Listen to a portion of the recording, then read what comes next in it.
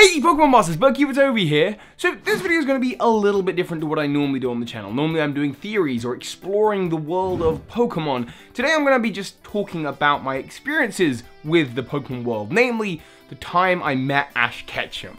That said, if you want more high production stuff, don't worry, it's not gone anywhere. The last video I uploaded was a Pokemon epic about Togepi. You seem to love it. Thank you so much to the patrons who even make videos like that possible and all the new people who have signed up. Ideally, I still need more people to sign up, but it looks like there's definitely going to be more epics in the future. And the next video this week is the highly requested My Pokemon Region. It is one of the longest videos I have ever done, and it is one of the best. So for today, sit back, relax as I tell you the story of how I met Ash Ketchum, or rather, Veronica Taylor, the English voice actress. And the first thing some of you might be thinking is, wait, hang on a second, Ash Ketchum, a 10-year-old boy, is voiced by a woman who is not 10? And yeah, totally. I mean, firstly, not only is that very common for animations, because technically Ash Ketchum isn't a 10-year-old boy. Ash Ketchum is an animation on a screen that has a writer and animators and a voice actress. In order to make a character that connected with so many of us, certainly when I was growing up in the late 90s, early 2000s, it takes a culmination of talented people. And I'm so glad Veronica Taylor is the person they chose to be that original voice, because she is absolutely lovely. And for some context, technically the first time I met Ash Ketchum would have been in the late 1990s. I'm honestly not sure on what network, but I'm pretty sure I watched the first UK airing of the first episode, and I followed Ash through Kanto, Johto, the Orange Islands. Some of my favourite memories of early morning TV was watching Ash take down Blaine's Magmar with his Charizard. Actually, around that episode, I remember there was a competition where he was beating Blaine's Rhydon with Thunderbolt or something. Something ridiculous, and I remember there was a competition that you could phone in and enter, and I entered that. I remember Ash bittersweetly parting ways with Butterfree or saying goodbye to other friends like Pidgeot and Lapras. I think for me, the bulk of my memories surround Pokemon Master Quest when I was watching him go through the Whirl Island adventures. And wherever Ash Ketchum was going, he was helping out other people and Pokemon with his friends by his side. He wasn't putting anyone down. Yes, he had his rivals, he had Gary, he had other people that he was in competition with. But one of the best things I remember seeing Veronica Taylor talk about in an interview about playing Ash is the spirit of the show being not about putting other people down, doing the best you can do while supporting others around you. And that applies into my philosophy of work today. It's not hard to go far even here on YouTube and see people just getting at each other's throats, instead of spending that time either positively encouraging others to be the best or to better themselves. Ash was by no means a perfect character. He was stubborn, he was arrogant, he had lessons to learn. For a young 10-year-old with delusions of grandeur like myself who wanted to be the best like nobody ever was, Ash was an incredibly relatable character for me, and not just for me, but for so many other people my age. That's why we all love Ash. And without his adventures in the world of Pokemon, I would not be on my adventures in the world of Pokemon doing this here on YouTube. The same kind of thing, trying to make Pokemon feel real for you. So you can certainly see the impact that the character has had on my life.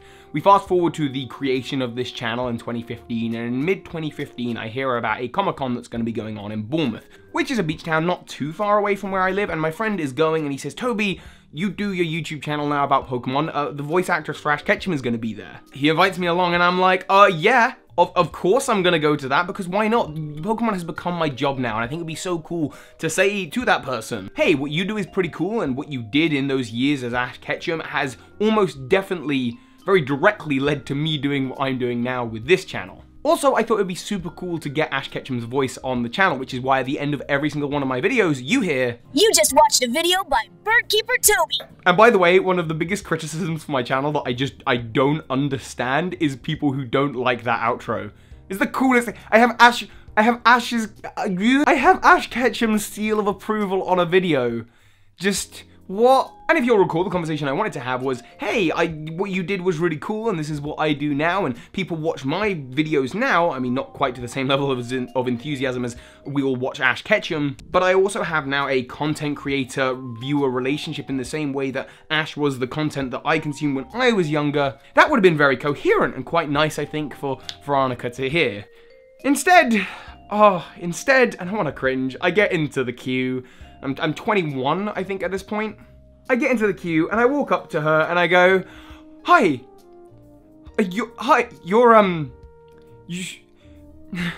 sorry, I don't know what's, can I have a hug? And then I just start crying in front of her, and I'm like, what you do is just, you're really cool, and I do Pokemon now, and And there's like this 1% of my brain that can feel my friends behind me looking at me like, we don't know this man, child, I'm sorry. But like I say, that was only a tiny part of my brain that could sort of feel my friend's presence behind me. The other 99% of me was in the moment, just like, you know what?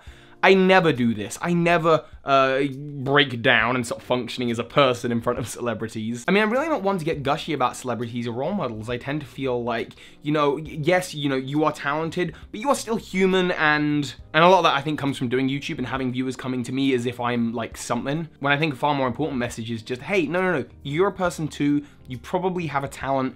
There's no reason that you couldn't be doing something as cool or cooler. If you set out to get your goals, don't try putting anyone else down, you know, and do the best you. And so for that reason, I tend to, again, around celebrities or role models or whatever, I don't tend to get too gushy. But when I think about it, the characters and people that are in my life that are celebrities, people I watch on TV, and it'd be like, yeah, it would be cool to meet David Tennant. Maybe I would get gushy. Yeah, it would be cool to meet Kevin Spacey. His performances are incredible, but nothing's gonna top Ash Ketchum. And I know, like I said earlier, Veronica Taylor isn't Ash Ketchum. Like I said earlier, Ash Ketchum is a combination of writers and artists and animators, and then Veronica's voice on top of that. But I think when it comes to voice acting, when it comes to animated characters, because the voice is the most human thing. Yes, it's acted, but it's the most real thing. It is the point of connection, so that when you hear someone in your space saying that voice, that is why I think it has such an emotional impact and connection with you. But nothing's gonna top that. Ash Ketchum, the person that I grew up alongside, watching on the screen, going on his adventures as I was going on mine. Now that was not actually the last time I spoke to Veronica Taylor, because I did also go to this last Comic-Con that just passed in May, and Veronica Taylor did a panel, as I will be doing some soon. I'm gonna tell you about that in a moment. And Veronica and her daughter were on a panel, so I thought, hey, well, you know what, this time, now we've settled down a bit, let's ask a question for the sake of you, the viewers. Hi. Hey, so one of the great mysteries of Pokemon, your thoughts on this is, who's Ash's dad? Who do you think Ash's dad is? You know, I have no idea. We all have our jokes and things we like to say. You know, like Giovanni, wouldn't that be funny? Just saying. But aren't we all saying that? It would be, it's just such a weird thing if it were. But ultimately, I have no idea. It never has been brought up. But I do think I think part of that not knowing is part of the reason Ash started his journey in the first place. I think in a way to discover that part of himself that he didn't know. And so I think that all of us have had some loss in our lives, and it sends you off on a journey in search of something. And I think his not having his dad around, although he and his mom have a fine life. I know Mr. Mime. Mr. Mime is the stand-in dad, although they both wear gloves. I'm not sure. No, Mr. Mime. Oh, and Ash. But Mr. Mime will never say anything about it. Would that be bad though? Like, I'm joking. No, I'm saying like if he's a Pokemon trainer, but his dad is Mr. Mime. That's no. There's many things maybe wrong. That's why he's such a good trainer. Maybe that's why he's such a good trainer. No. Oh, chicken has just taken to a whole other map. But it's possible. But anyway, I do think I think that's part of it, and part of why Ash's mom lets her 10-year-old son go on a journey with just a backpack full of maybe 2 pairs of underwear and a friend who says he can cook. So you know, I don't know. Sometimes I don't need to know, but I think we all kind of wonder. But ultimately, in that first initial meeting, Veronica didn't look at me, a blubbering 21-year-old, and go, oh, no. She was absolutely lovely. Lovely enough to record that line for the end of my videos. She was totally cool with it, and also completely humble, understanding the impact that she had had on me and so many others like me, but also, you know, just being cool about it, which is lovely. And so to her, I just want to say, 1, thank you so much for being so cool with that. I hope to meet you again at some future event. Also, number 2, like I say, my channel is a hub of trying to make Pokemon feel real for people, so if you'd ever like to be in a video, hit me up. The final thing to say is Veronica isn't the only person that works within the realms of Pokemon that I have come into contact with. In fact, through my job, I am in contact with people who work at the Pokemon company. Maybe there's more stories to tell there, I don't know. I have to see how they feel about that, and also how you feel about videos like this that are more anecdotal. That said, over to Goldenrod Studios. Thanks, other me. Hello and welcome to Goldenrod Radio News, the occasional news segment that goes at the end of my videos. The first thing I want to shout out is this awesome bit of artwork by Black Thunder. It's a what if Mars Shadow had a different form, and I just really fell in love with it, so I have to show it off in this video. His Twitter, of course, is on screen, so go and check him out.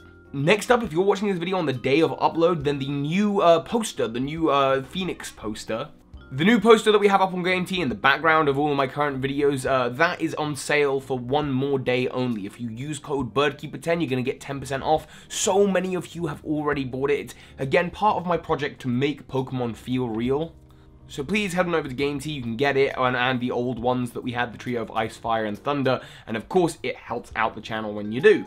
Midnight BST today, that code is no longer working. This is also not the only video I've uploaded today. Over on my vlog channel, I uploaded a video talking about Summer in the City, an event I am going to later this week. I also want to say a massive thank you to all of those of you who have signed up on Patreon over this last week and are new Patreons. This month, all of your perks will be sent out to you and sent messages on Patreon very, very soon, but especially the big Patreons of this month.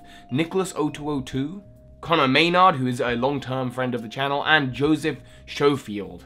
Thank you. And I'll see you later on this week. Take it away, Veronica. This is Ash Ketchum. You just watched a video by Birdkeeper Toby. That makes you a Pokemon Master!